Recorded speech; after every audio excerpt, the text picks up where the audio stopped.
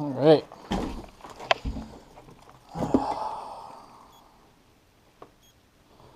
Just had some dinner. Come back out here.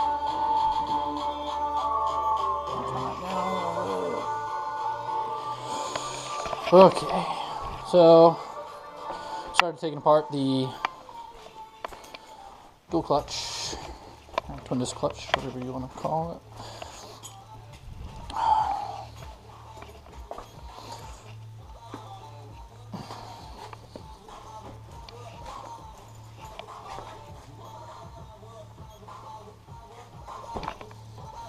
That's not clean. Alright, started pulling this apart, and normally clutches, like anything that's factory machine, comes bagged with oil on it. This might be a little too loud. And all clutch plates, pressure plates flywheels come with oil on them, just like brake rotors, just to preserve them so you don't rust in the case. And I figured, this was vacuum sealed, so I figured, why would they put oil on it? Because it's all, it comes assembled with the friction pads for the ceramic pads rather, touching everything. So I figured, they're not going to coat them with oil. Why would they do that? Because, it could absorb it into the pad, and then, you're left with a ruined pad. So, that's cool how they label it engine this side. You can't really muck it up. I took everything off so that it flips right on, so I don't really have to worry about it, but engine side of engine disc. Oh, there's actually, I didn't realize that. The discs are specific. This is the rear disc. Kind of learning as I go with this twin disc. I've never done one before. So I know how they work, I know everything about them. I just never, not everything about them, but I've never assembled one. But yeah, so like I was saying, I wasn't expecting these to have oil on them, and it doesn't really seem like they have oil, but it says right on the, I opened up the bags and papers and stuff, and it says right on it, part must be thoroughly cleaned to remove preservation oil. I think they do that just to protect themselves, but I'm doing it anyway, just because I don't want to obviously install an $1,100 clutch and then do the first, engagement, and what do you know, it's slipping because there's freaking oil on it. So, just as a precaution, I am cleaning all of this to be safe, because it takes a minute.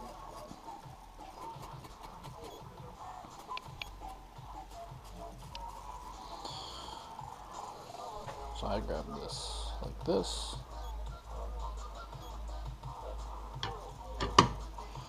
Trans side of trans disc.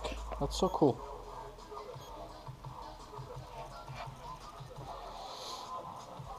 Trans side of trans disc. This was, yes, it said engine side of engine disc on the other side.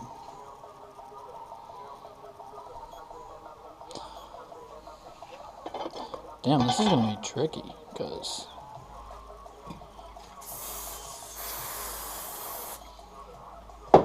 you have to kind of spin it to get the wings here to, fit into the clutch discs.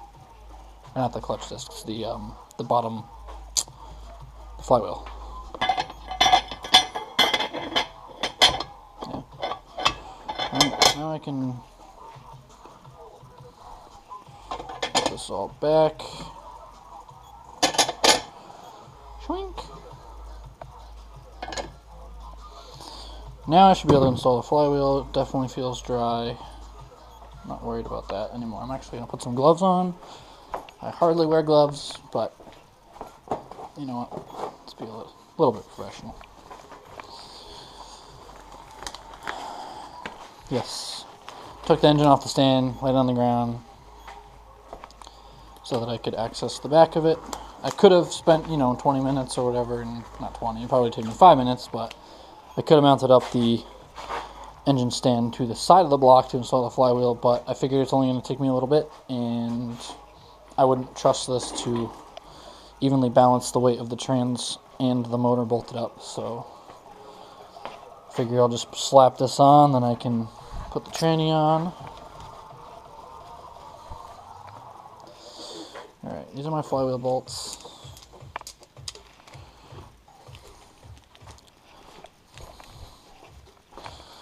Oh yes, I also installed the provided pilot bearing.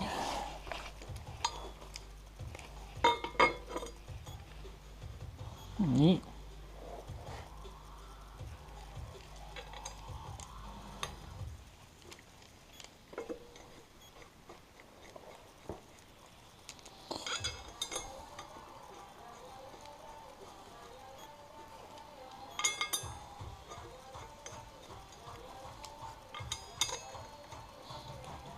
Get all these bad Larrys in.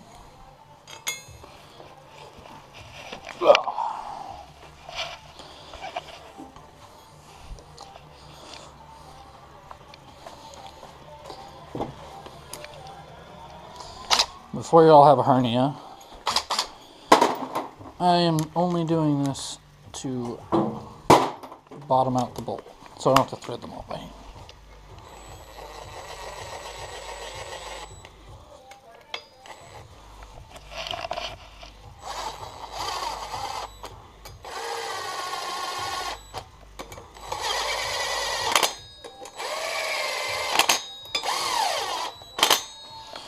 Alright.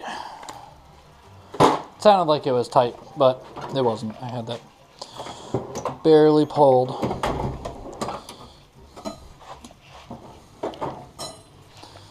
I'll have to double check, but I'm pretty sure that these are...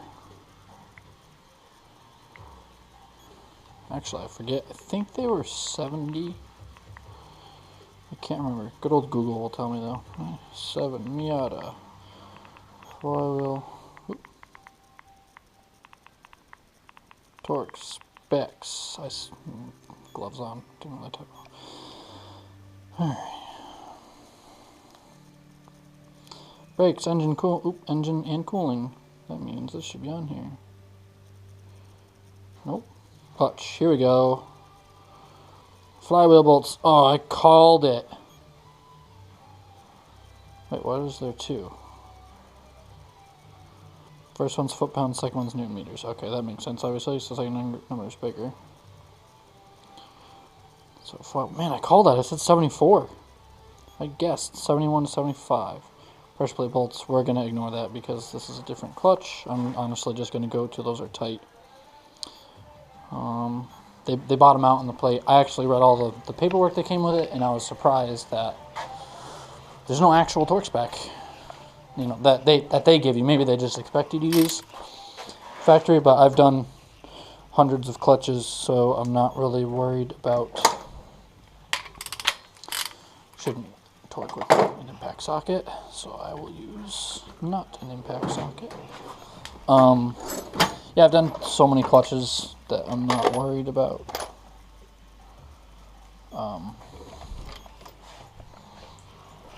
It won't be a problem. It's a 19, but 3/4 will work. I believe crank's a 21. So we are going to put a 21 on this, because this is going to want to spin downwards anyway. How's that?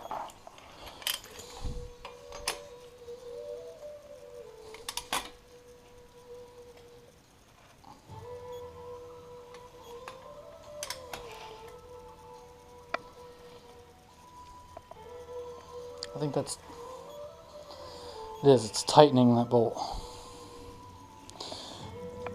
Oh, there we go. Perfect.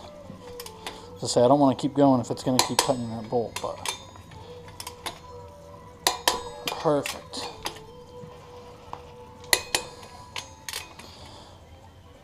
Now, before I was really doing this professionally, like at a shop, I probably did 20 or 30 clutches with just sending them on with impact. I'm sure people do it. I'm sure people never have a problem with it. It's really not a big deal, I guess. I personally never had an issue, but I just don't anymore because, I mean, it literally takes no effort to just do it properly with a torque wrench. I mean, what did that take me? A minute, not even. And I had to find the socket and look up the torque spec.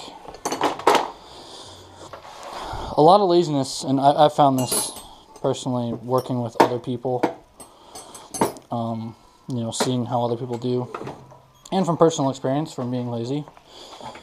But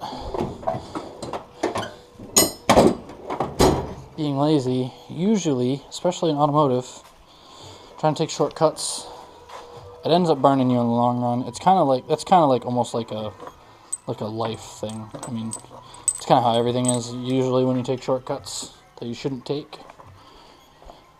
you end up making everything harder for yourself down the road, or you run into problems you shouldn't have run into, and you end up actually sometimes spending more time than you would have if you just did it the right way in the first place.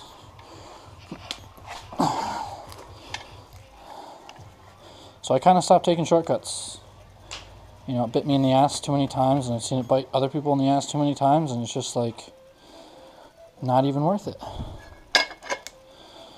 So I always try to do shit, you know, as properly as I can. Engine side of engine disc. This basically is going to go on just like this. Actually, yeah, why was I going to put this on? I was going to do this like street bike style or motorcycle style, and I was going to do them one disc at a time, but I just realized that I can do it this way. Sometimes I'm going to change this up a little bit. Sometimes I don't actually, yeah, I don't know if you caught that because the camera was down, but basically, I was going to install it as, I don't know if anyone's ever done a, you know, a street bike or a motorcycle or dirt bike clutch. You know, you put the clutch disc in, you put the pad on, you put the clutch disc, you put the pad, you put the clutch disc, and you stack all the discs one at a time. And that's what I was going to do with this, and I was like, man, it's going to be hard because I have to, you know, line up all of these troughs here as the thing would go on. Then I just realized that I can just use the alignment tool and slide it into the pilot bearing and put it all on as one. So sometimes, like, you can think of stuff a million times, and when you actually go to do it, it just like clicks in your head. A whole different way, easier, harder, doesn't matter, but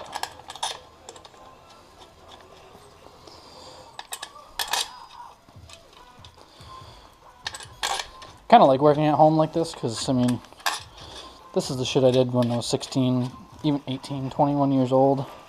I'm 28 now, but this is stuff you used to, you know, build cars in your garage. No lift, no nothing, no power tools, just, you know, just doing it with hand tools and shitty lighting and cold and no heat. And now, you know, I'm at work, power tools, you know, you have your lift and all that other stuff. And when I have to come home and kind of do this stuff at my house, it kind of just brings, it's like nostalgic. It like brings me back. Like, man, I remember building that car, and I had this, and I was on my back trying to get this to go in, and it was a bitch, and then we finally got it, and it just kind of brings you back to those days.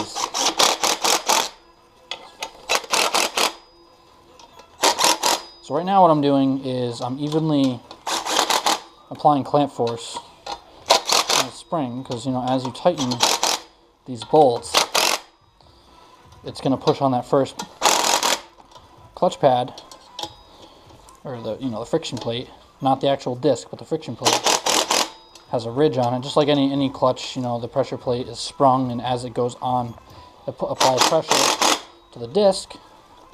You probably couldn't see it, but as this went in, the fingers went from very far out to, as it pushes, they pull themselves in, and now they have positive load. So, as the throat bearing hits this, it's now going to pull this off, how any clutch works. But I do it, you're supposed to do it evenly. I keep pressure, and I kind of keep this flat as I go, because I've had it a million times where, you just trust it and you leave it in, you tighten them all up, and then you go to pull it out and it's like stuck and it won't come out. Or you pull it out and then it won't go back in because the clutch disc wasn't perfectly straight. So I've gotten the habit of just kind of leaving it, pressure on it like this as I go. And all you little tech school nerds and UTI nerds can sit here and be like, oh my god, he's using an impact on that clutch plate. Just don't worry about it. I've done this a lot of times. I've never once torqued the pressure plate. I kind of just go until the bolt bottoms out, give it a little extra snug. Any torque spec for any clutch plate is always going to involve the bolt bottoming out, or the bolt bottoming out once the spring tension's all taken up from the plate. The plate will bottom out all of the tension, and I personally think the torque spec is more so just, so that you don't snap the bolt kind of thing, because I can't see the use for it, because it's never going to be,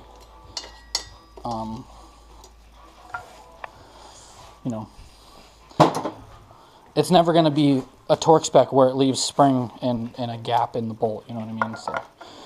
So now I'm just giving this a good check. That goes in and out awesome.